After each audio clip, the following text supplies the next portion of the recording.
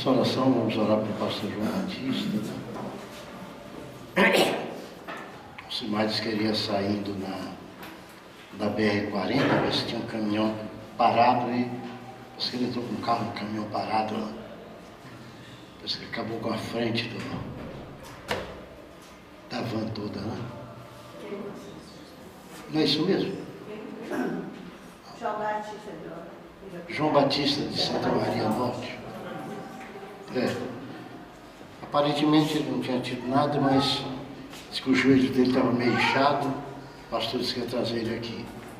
Então vamos orar para o pastor João Batista, pelo seu filho. E o Jacques, qual a novidade dele, filho? Sem alteração. Não é mesmo? Internado fazendo uma bateria de exames. Internado fazendo uma bateria de exames. O ruim é que o Jacques já tem uma certa idade. O organismo não reage como uma pessoa jovem, né? Então, quanto mais os dias vão passando, a bênção do organismo reage menos. Tá? Até para fazer a digestão, você tem que comer menos, porque se comer bastante, ele já demora, mas tudo vai demorando. Senhor Deus, queremos te pedir, Senhor, pelo Jacques, naquele internamento, Pai. Senhor, tu podes tirar ele daquele local, tu pode fazer maravilha na vida dele, seja o que for, Senhor.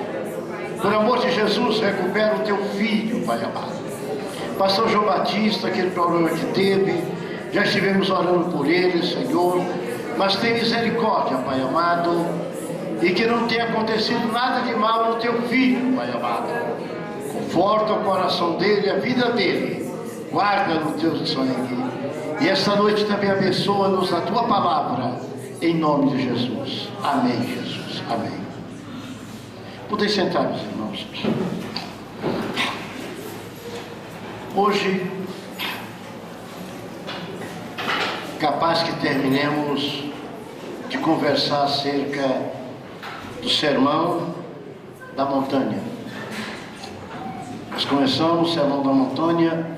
O livro de Mateus é um livro que tem vários sermões, e vem primeiro um sermão, depois do sermão vem uma narrativa de vários fatos, de vários acontecimentos acerca de Jesus Cristo.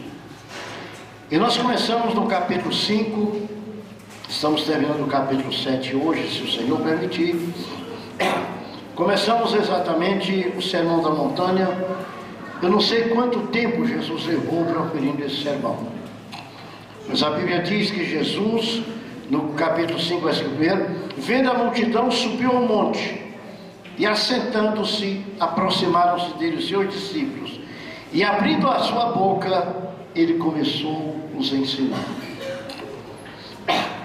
Então nós estamos já esses meses todos estudando esses 2, 5, 6 e 7, esses 3 capítulos do Evangelho de Mateus, que compõem o Sermão da Montanha.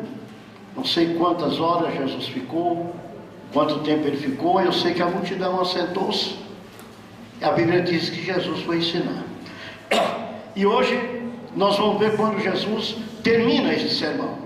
Ele começa com as beatitudes, mostrando que existe o reino de Deus, existe bem-aventurança para aqueles que participam no reino de Deus. Depois ele chega para os discípulos e traz um doutrinamento, a partir do versículo 13, mostrando que os discípulos são o sal da terra, os discípulos são a luz do mundo, e ele quer que esta luz resplandeça. Os irmãos vão já entender porque eu estou fazendo esta análise rápida.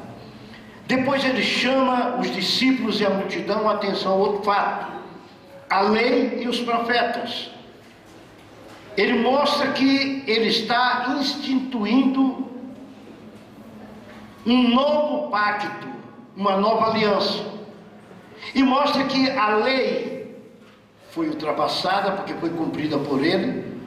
Os profetas, ele agora era um profeta. Nós vimos em Hebreus 1:1, antigamente havia Deus falado aos pais pelos profetas, nos últimos dias falou por Cristo, fala por Cristo.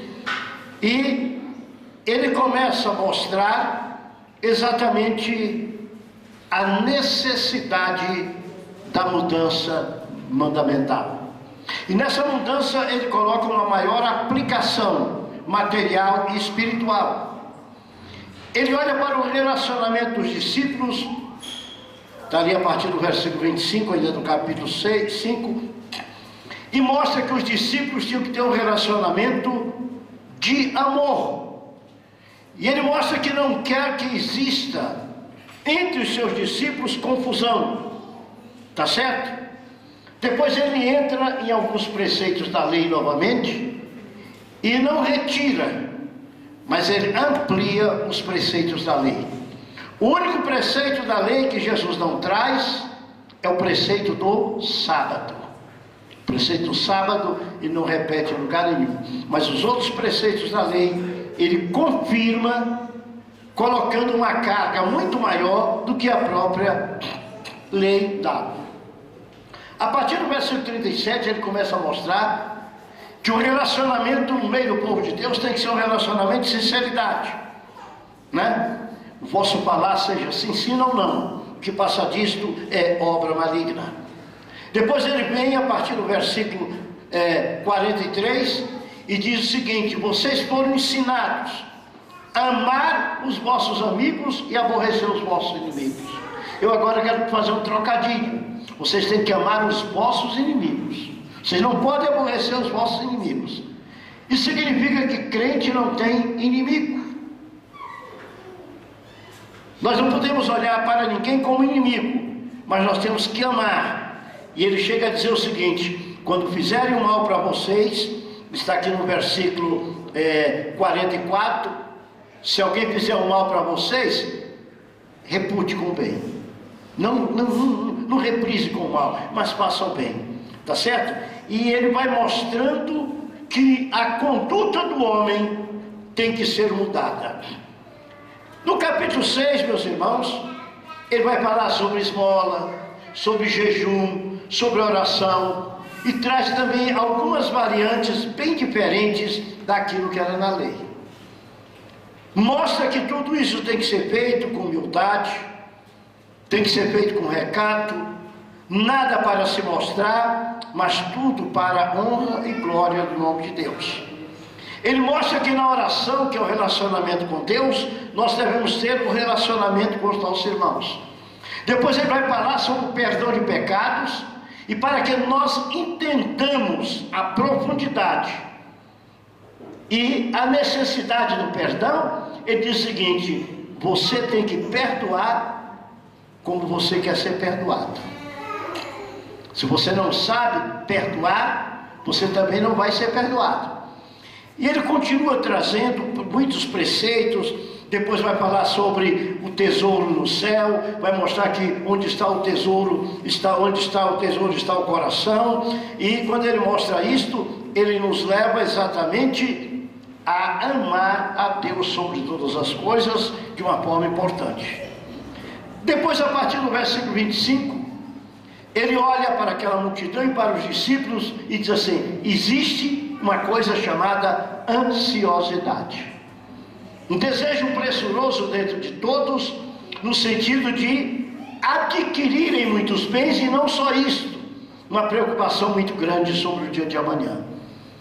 Mas ele diz: eu quero levar vocês a um outro reduto, a um outro pensamento espiritual. E o pensamento é este: buscai em primeiro lugar o reino de Deus e a sua justiça, e todas estas coisas, essas demais coisas vos serão acrescentadas. Então ele sempre coloca a primazia no reino de Deus. Quando ele mostra a solicitude pela vida, ele faz nos ver as aves dos céus, os lírios dos campos, e ele mostra o cuidado que Deus tem.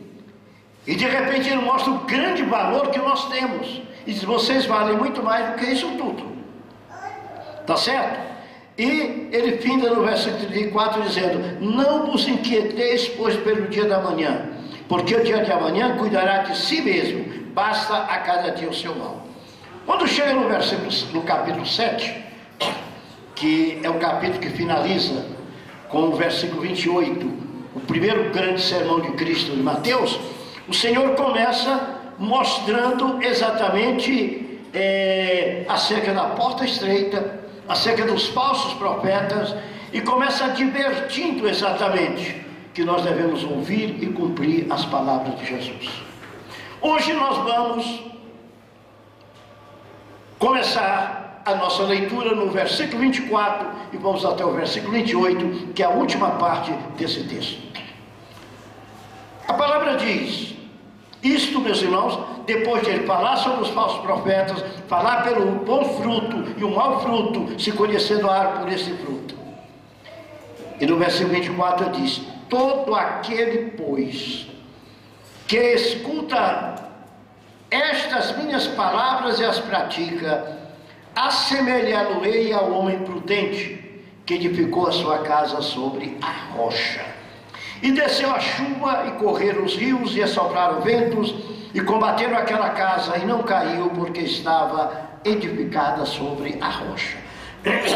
E aquele que ouve as minhas palavras e não as cumpre, compará-lo-ei ao homem sensato, que edificou a sua casa sobre areia. E desceu a chuva, correram rios, assopraram ventos, combateram aquela casa e caiu, e foi grande a sua queda. E aconteceu que, concluindo Jesus esse discurso, a multidão se admirou da sua doutrina, porque os ensinava como tendo autoridade e não como os escribas. Então aqui está o final do Sermão do Monte. Mas eu quero chamar a atenção uma coisa: o Senhor ensinou todos aqueles preceitos. Nós passamos esses meses. Não. Nós começamos no versículo 5, dia 23. Não, não é no versículo 15, não. Estou me referindo no capítulo 5. 5, capítulo 5, no dia 23 de 9 de 2015. No dia 23 de 9 de 2015? Jesus do céu! Nós passamos 2015. Começou falando que tem 5 sermões, né? Foi que dia? 23 de setembro de 2015. 23 de setembro de 2015, nós começamos a estudar o Sermão do Monte, o capítulo 5 de Mateus. Jesus do céu! Nós estudamos outubro, novembro, dezembro, 3 meses em 2015, 12 meses em 2016, lá vão 15 meses, e nós já estamos no 5º mês de 2017, 20 meses, 20 meses, vamos multiplicar só por 4, porque teve quarta-feira que eu estive aqui, são 80 estudos acerca do Sermão do Monte. O Senhor tem misericórdia. Eu estou pensando que foi agora que começou. Então por que será que Jesus ensinou isso tudo? Ele ensinou. E agora eu pergunto a vocês, depois de cerca de 80 quartas-feiras, depois de cerca de, eu estou dizendo cerca de, porque teve época que eu viajei, faltei uma quarta-feira, faltei outra, mas cerca de 80 quartas-feiras, nós estudamos o Sermão do Monte. Cerca de 80 quarta-feiras, nós estudamos acerca daquilo que Cristo ensinou. E agora Jesus faz uma pergunta para nós nesta palavra: o que é que você vai fazer com o que você aprendeu? Você aprendeu alguma coisa? Se aprendeu, o que você vai fazer com ela? Então Jesus disse o seguinte, depois de ele falar com a multidão, aquilo que eu falei durante cerca de 80 semanas, ele disse o seguinte: o que é que vocês vão fazer com as minhas palavras agora? Aí Jesus disse: eu vou comparar vocês, meus ouvintes, com 2 classes de pessoas. Porque aqui, essa comparação não foi para a Bíblia toda. A comparação foi para o Sermão do Monte. Veja o versículo 24. Todo aquele, pois, que escuta estas minhas palavras e as pratica.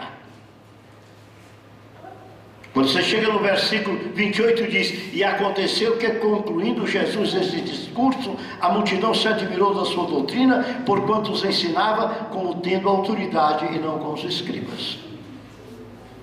Então, depois de 80 semanas, 80 quarta-feiras pelo menos, eu faço a mesma pergunta para vocês, e pergunto a vocês: qual a posição que cada um vai tomar depois de 80 semanas ouvindo o Sermão do Monte? A Bíblia diz o seguinte: aquele, pois, que escuta estas minhas palavras e as pratica, eu assemelho, eu comparo com um homem prudente que edificou a sua casa sobre a rocha.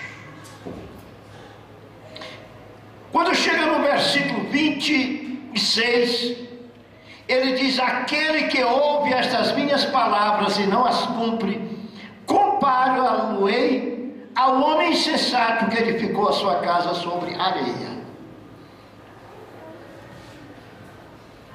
Como foi que nós, depois de ouvirmos esta palavra, resolvemos edificar a nossa casa? A expressão casa aqui, ela tem uma amplitude no significado.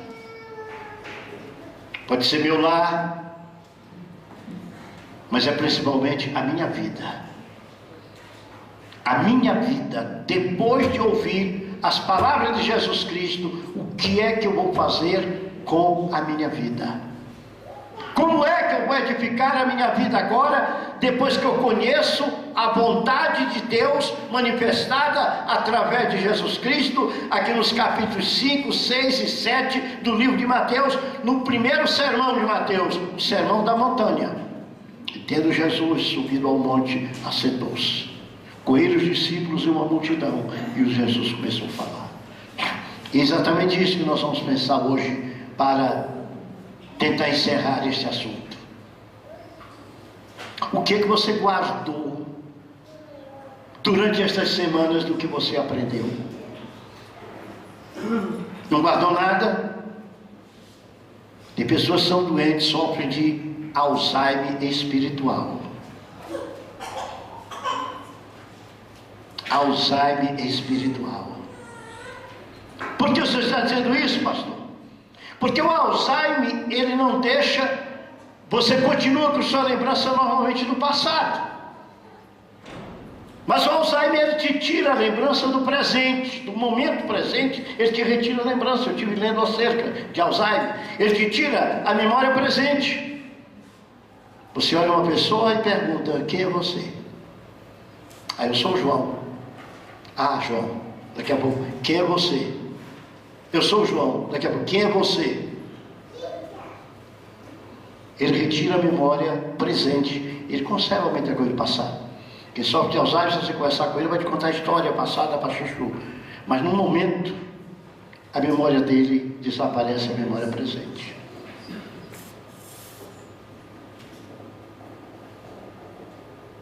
Como está a tua memória espiritual acerca daquilo que você aprendeu? Você realmente aprendeu? Se você aprendeu, o Senhor te compara com alguém. Se você não aprendeu, o Senhor te compara com outro. Porque a aprendizagem, ela vem pelo interesse. As pessoas vão para a escola, o professor ou a professora ministra, ele não presta atenção a nada, e além de não prestar atenção, chega em casa, também não lê nada daquilo que foi dito, procura saber. Quando chega perto do dia da prova, ele corre em cima do livro, peito louco, faz a prova e também esqueceu. E tem um tipo de aluno diferente. Ele assiste a aula, ele anota a aula, ele chega em casa, ele ainda vai estudar e pesquisar acerca daquilo. Ele passa a entender aquele assunto. Ele simplesmente não decora algumas coisas, mas ele entende sobre aquele assunto. E quando se vai falar sobre aquele assunto, ele tem como falar sobre aquele assunto. É assim que nós temos que ser na palavra de Deus, não somente ouvintes.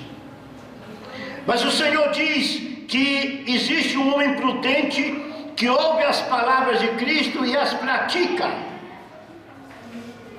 Então isso significa que o Evangelho, a palavra de Deus, não é uma palavra simplesmente para ser conhecida, mas é uma palavra para ser conhecida e ser praticada. Prática, você sabe o que é? É colocar em ação aquilo que você aprendeu. A Bíblia diz que nós temos em nós o Espírito Santo. E o Espírito Santo, a ele foi dada uma missão gloriosa quanto a nós. E ele vos fará lembrar aquilo que eu vos tenho ensinado. Então vou chamar o Espírito Santo agora de memória espiritual do crente. Se você deixa o Espírito Santo habitar em você, e você ouve a palavra, e você guarda a palavra, você não vai conseguir esquecer Jeremias, porque a memória espiritual está em você, o Espírito Santo está em você, e você fez a tua parte quanto à palavra, e agora o Senhor te traz a palavra à memória. Mas tem muita gente que não tem o Espírito Santo dentro de si. Eu conversava com alguém ontem, e aqui eu converso com muita gente, pessoa que eu gosto muito, e ele me falava em coisas do poder de Deus. Isso já pelo zap, ficou mais de uma hora conversando mais, né? Que tem gente que entra para conversar comigo e vai embora. E ele começava a me explicar fatos espirituais na forma dele. Mas eu falava para ele: a tua memória espiritual não está correta, porque o Senhor Jesus não ensinou isto. A tua memória espiritual, ela está errada, ela está baseada em outra coisa, não em Deus, nem em Cristo, e nem na palavra. Interessante, né?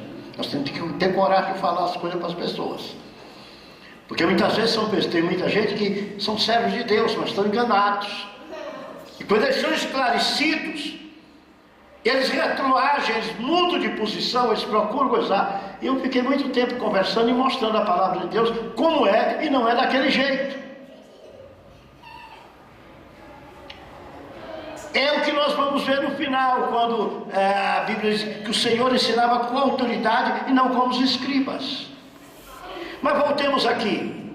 Aquele que ouve e escuta as minhas palavras e as pratica. Eu comparo o homem prudente que edificou a sua casa sobre a rocha. Você sabe o que é edificar uma casa sobre a rocha? É cavar um buraco bem fundo até achar pedra. Não é você pegar pedras e colocar num buraco, não. Aí você está fazendo uma edificação diferente. Sobre a rocha. Aqui diz: cavou e edificou, não é? A sua casa sobre a rocha. Edificou a casa sobre a rocha. Como é que nós edificamos a nossa vida espiritual sobre a rocha? Quando Jesus Cristo, no capítulo 16, versículo 18 do Evangelho de Mateus, ele diz: eu edificarei a minha igreja, e sobre esta pedra eu edificarei a minha igreja, e as portas do inferno não prevalecem contra ela.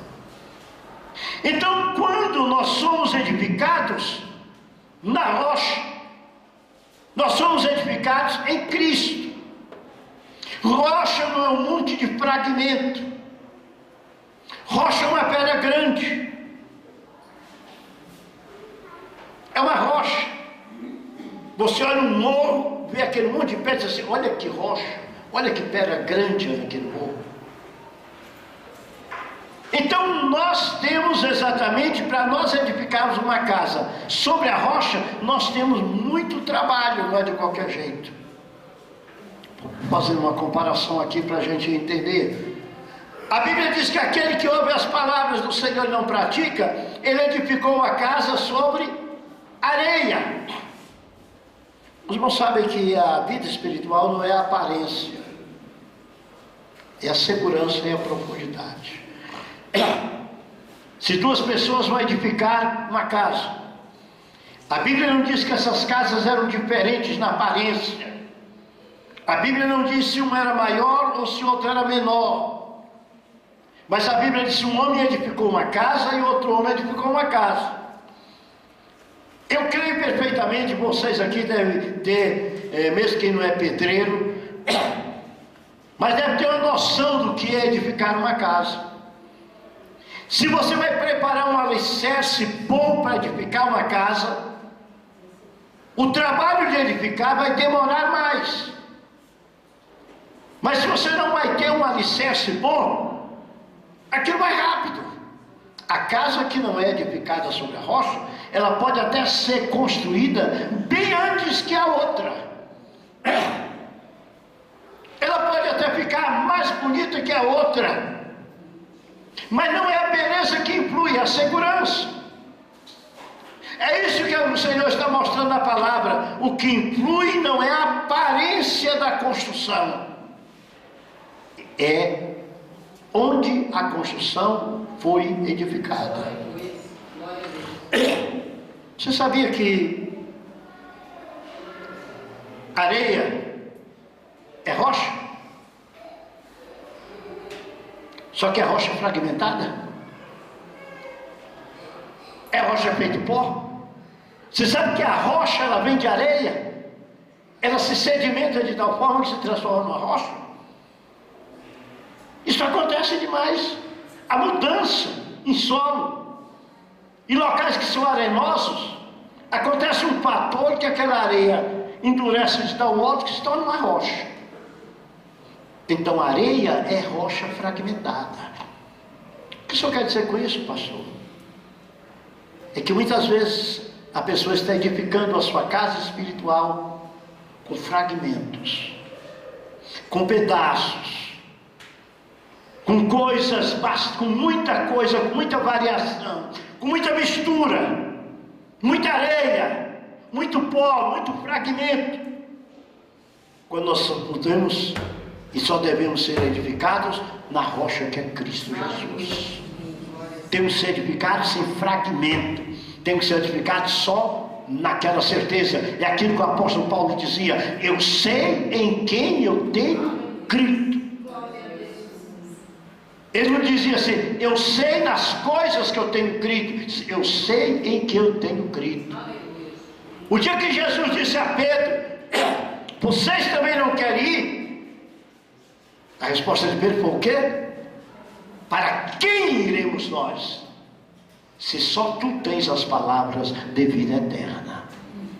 Então nós temos que acreditar exatamente só naquilo que Jesus ensinou, e mais nada.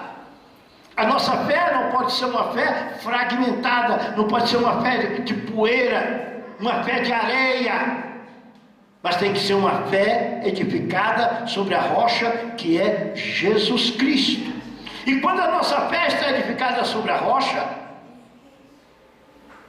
a nossa casa espiritual está construída, ela vai ser testada.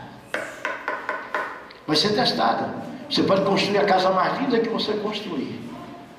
Um dia vem a chuva. Um dia vem um vento forte. Um dia vão correr os rios. Isto é, os problemas vão acontecer. Jesus disse: no mundo tereis aflições, mas tem de bom ânimo, eu venci o mundo. Isto é, a segurança de vocês, ela deve estar colocada sobre mim, e mais nada. É por isso que quando nós tratamos o assunto aqui, falsos profetas ou falsos mestres, nós dissemos aos irmãos que todo mundo que coloca qualquer coisa, nem que seja uma vírgula a mais em Jesus, é um falso profeta. Porque Jesus diz: as minhas palavras, aquele que ouve e pratica as minhas palavras. Existe um grupo criado dentro da igreja, graças a Deus que aqui faz tempo que a gente não vê isso, de pessoas que querem discutir as palavras de Jesus. As palavras de Cristo não são para ser discutidas, são para ser cumpridas.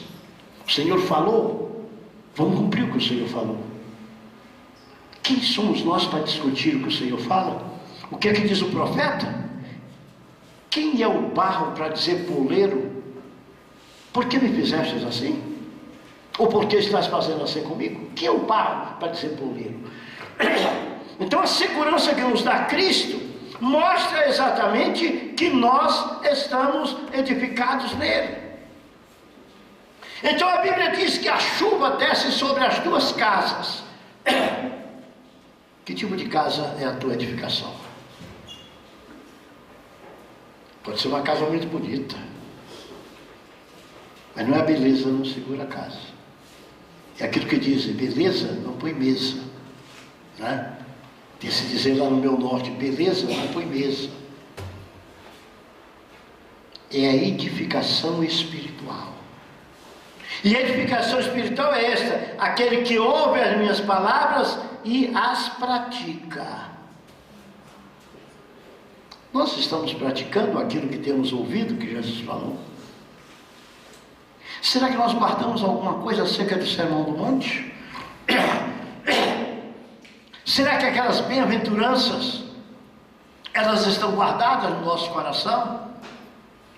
Será que os ensinamentos de Cristo quanto à vida cristã, eles foram realmente guardados no nosso coração?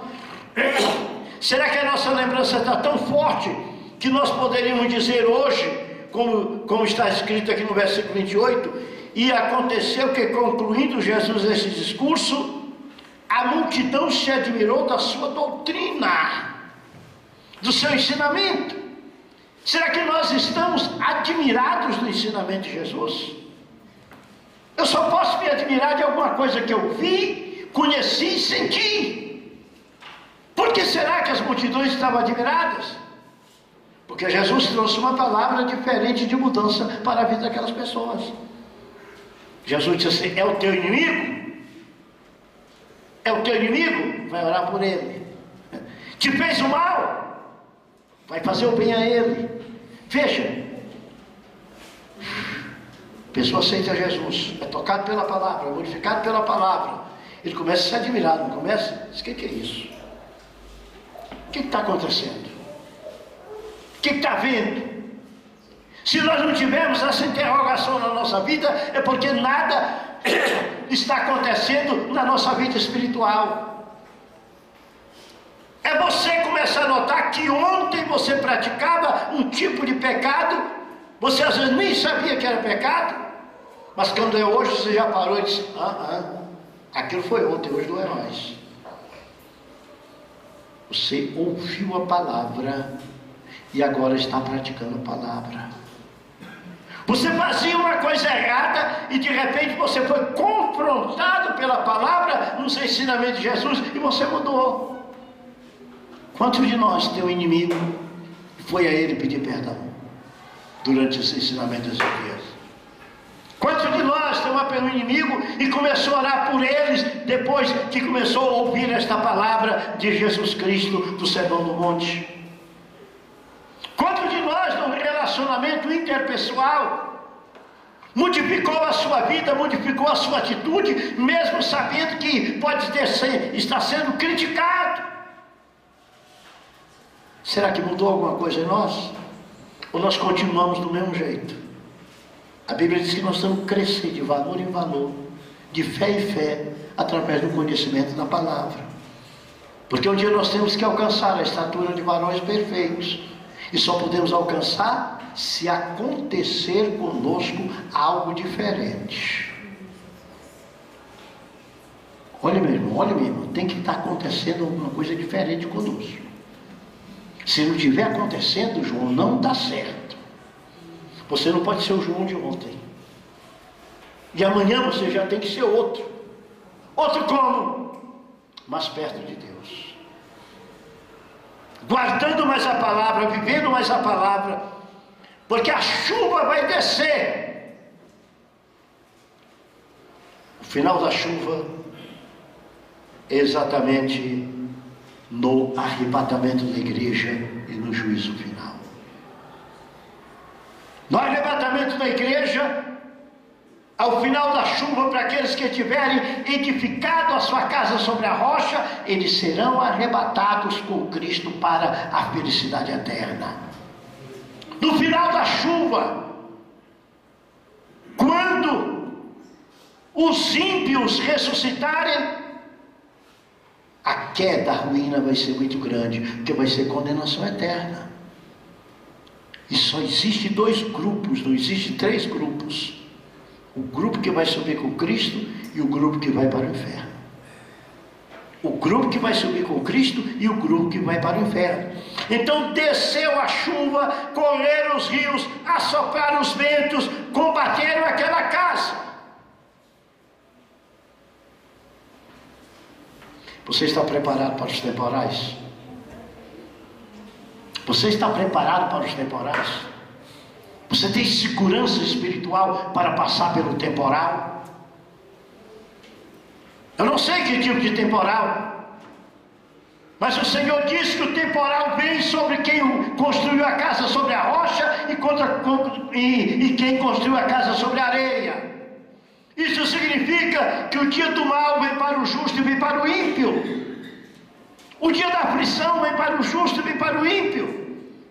O dia da angústia vem para o justo e vem para o ímpio. O ímpio bate o carro, mas o justo também bate. Você está entendendo qual é o negócio? O ímpio cai no buraco, mas o justo também cai. Só que quando o justo bate o carro, a atitude dele é uma, quando o ímpio bate é outra. Quando o justo cai no buraco, a atitude dele é uma, quando o ímpio cai é outra. Porque o Evangelho, Marco Aurélio, não é o Evangelho da alegria. Não. O Evangelho é os seres humanos. Estamos todos aqui. Jesus disse que o sol, a chuva, vem para bom e para mal. Não chove só no terreno do crente e no outro. Acontece chover, acontece. Deus faz milagres. Mas o normal é chover para todo mundo. Faltar água em Brasília, faltar para todo mundo. Tá certo? Mesmo que seja irresponsabilidade do governo, que a gente sabe. Brasília tem mais água do que tudo, é considerado local de água que dos locais de mais água considerado, tirou o Amazonas, é para cá. Mas o racionamento da água é para mim, para você, para os bons e para os maus. Então a Bíblia diz o seguinte: vai chegar o dia em que a chuva vai descer, os rios vão encher, os ventos vão assoprar e vão combater a tua casa. Porque aqui não está só na casa na areia, não. Se você pegar o versículo 25, que se refere a quem edificou sobre a rocha, pastor Elias, não é diferente. É o seguinte: desceu a chuva, correu o rio, assoprou o vento e combateu a casa. Se você pega o versículo 27, que se refere ao 26, que construiu a casa na areia, diz: desceu a chuva, correram os rios, assopraram os ventos e combateu a casa. O resultado é que é diferente. Os problemas exteriores são iguais para quem está com Deus e para quem está sem Deus. Quem está com Deus não se lamenta. Vem o problema, ele aprende com Jó: nu nasci no ventre da minha mãe, nu volto para o seio da terra. Glorificado seja o nome do Senhor. Só que o Senhor não deixou ele voltar para o seio da terra do jeito que estava. O Senhor restaurou a vida dele. O Senhor restaurou. Podia não ter restaurado. Deus é soberano, Ele sabe o que faz. Deus não estava obrigado a restaurar a sorte de Jó. Ele restaurou pela sua misericórdia. Ele restaurou pelo seu amor. Como Deus não está obrigado a restaurar a tua sorte, Ele vai restaurar porque Ele te ama. Ele vai modificar porque Ele te ama, Ele te quer. Você entregou a vida para Ele, você pertence a Ele, Ele vai cuidar de ti e vai fazer o melhor pela tua vida. Porque Ele te ama. Não é porque você merece. Não, não, ninguém merece nada.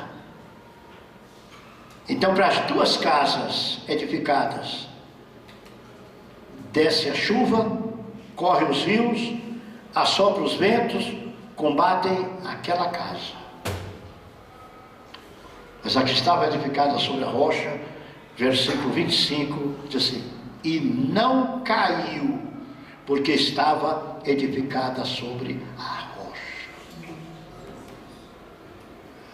É por isso que o apóstolo Paulo diz em Romanos, capítulo 8, todas as coisas cooperam para o bem daqueles que amam o Senhor segundo o seu santo propósito. Aleluia. Meu Deus. O vento está batendo, a chuva está correndo, está tudo combatendo. Agora que vai aparecer em quem você está edificado. O que foi a tua vida espiritual durante todos esses anos? No que estava ela edificada? Se estava edificado sobre Cristo, a palavra é esta: e a casa não caiu, porque estava edificada sobre a rocha. E aquele que ouve estas minhas palavras e não as cumpre, compará-lo-ei ao homem insensato que edificou sua casa sobre a areia. Ele acreditou que a sua vida espiritual podia ser de qualquer jeito. Eu já li uma história muitas vezes, e agora outro dia mandaram no Zap também, que o Zap conta tanta coisa, não é, Joãozinho? Esses dois Joãozinhos aqui que gostam dessas histórias. Quem? Não, o Edilson está se convertendo. O Edilson está se convertendo agora. Quer dizer que esse sujeito trabalhou a vida toda em uma firma de construção de casas. E virou para o patrão e disse: eu quero me aposentar. Aí o patrão disse: você vai fazer a última casa da sua vida agora. Você já sabe dessa história, né? Todo mundo sabe? Quem não sabe dessa história?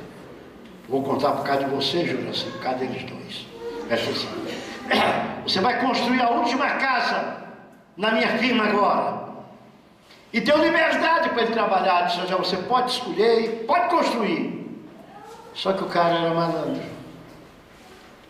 Ele escolheu o material mais vagabundo que tinha para fazer o serviço bem rápido. Terminou a casa em tempo recorde. Recorde, né? Terminou a casa em tempo recorde. E quando terminou a casa, chegou o patrão e disse: ó, está aqui a chave da casa que está construída. O patrão pegou a chave e disse assim: você construiu a casa da sua vida. Entregou a chave para ele. Que arrependimento o cara teve, né? O patrão estava bem intencionado: disse: eu vou dar uma casa para esse cara que ele vai se assustar. E realmente assustou o cara, porque o cara era irresponsável. Mesma coisa Jesus está fazendo conosco. Ele chega para nós e fala assim: constrói agora a tua vida. Constrói com o melhor material que tu quiser, constrói. Mas a pressa, a preguiça faz com que a gente escolha o pior material. E o Senhor olha assim: ó, aqui está a tua vida. Entendeu, Jeremias? Entendeu? É por isso que tudo que a gente fizer, a Bíblia diz que façamos como para o Senhor. Então veio todo o temporal, mas a casa continuou. Outra casa, não sei, como eu disse no início, não sei se era mais bonita, não sei se era maior. Creio que deve ter sido construída em muito menos tempo. Quem sabe aquele homem gozou o outro: a minha casa já está pronta, tu ainda não terminou nem o alicerce da tua. Só que no dia que veio a tempestade, a casa caiu e foi grande a sua queda. Outra tradução bíblica diz que foi grande a sua ruína.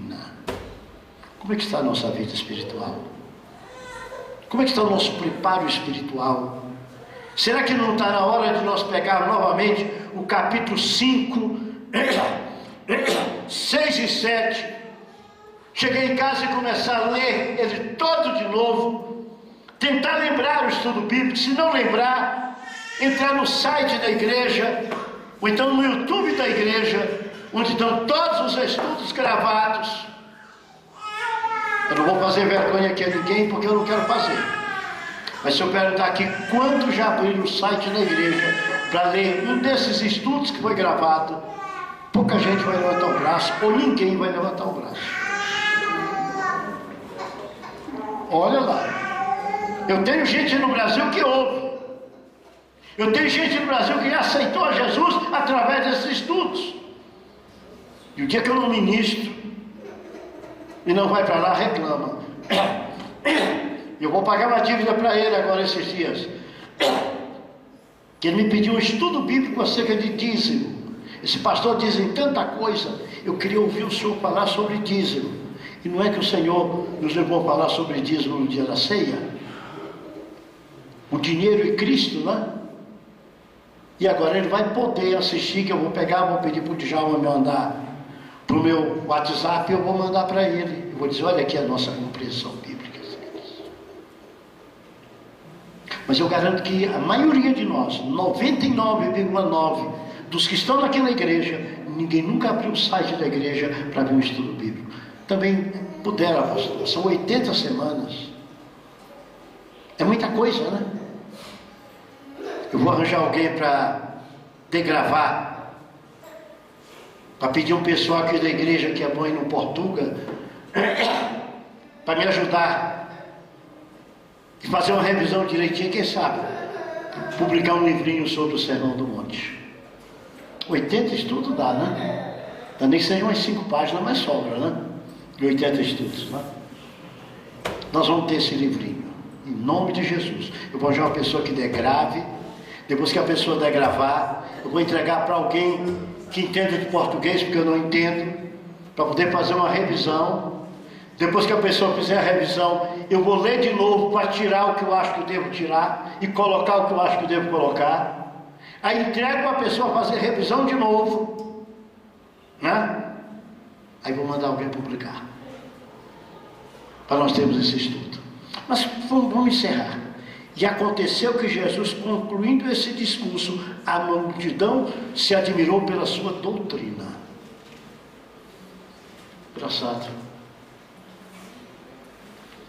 Não foi só uma vez que se admiraram da doutrina de Cristo. Certa feita mandaram prender Jesus. E por aqueles soldados para prender Jesus. Chegou Jesus, estava falando. Eles chegaram lá e disseram assim, ô gente, não deu para prender o homem não. Por quê? Ele fala com uma autoridade como nunca ouvimos ninguém falar. A multidão estava vendo alguém falar com uma autoridade como nunca tinha ouvido falar. Versículo 29, porque os ensinava como tendo autoridade e não como os escribas. Que lição é essa para nós? Jesus ensinou o que ele tem na vida. A autoridade aqui significa a sua forma de vida, a sua forma de ser, a sua forma de agir, a sua forma de viver. Ele era o Filho de Deus, como Filho de Deus viveu e como Filho de Deus ensinou. Que Deus possa abençoar os meus irmãos que estiveram comigo essas 80 semanas estudando o Sermão do Monte. E na próxima quarta-feira, que o Senhor nos permitir, nós vamos estudar sobre as narrativas do primeiro sermão, começando no capítulo 8 do livro de Mateus. A primeira narrativa que nós vamos estudar é acerca do leproso purificado. São narrativas, são histórias daquilo que Jesus fez, daquilo que Jesus disse e daquilo que Jesus ensinou. Nós vamos estudar. Para quando chegar no capítulo 10, quando chegar no capítulo 10, aí sim, aí começa o segundo sermão. O segundo grande sermão, ele vai começar com o comissionamento dos discípulos. Mas nós não vamos ter o capítulo 8 e o 9 para estudar. Que Deus possa nos abençoar. Eu espero que Que esses estudos possam modificar a vida de muitas pessoas. Se você não viu nenhum ainda, abra o site da igreja. Estão todos ali colocados. Pastor Elias Damasceno coloca um por um no site da igreja. Não é que seja a palavra do vosso pastor, mas é o ensinamento da palavra de Deus que está ali. O ensinamento está, irmãos, feito com o coração e com a alma. E daquilo que Deus tem me dado, eu tenho transmitido para vocês. Amém? Deus os abençoe em nome de Jesus. Amém.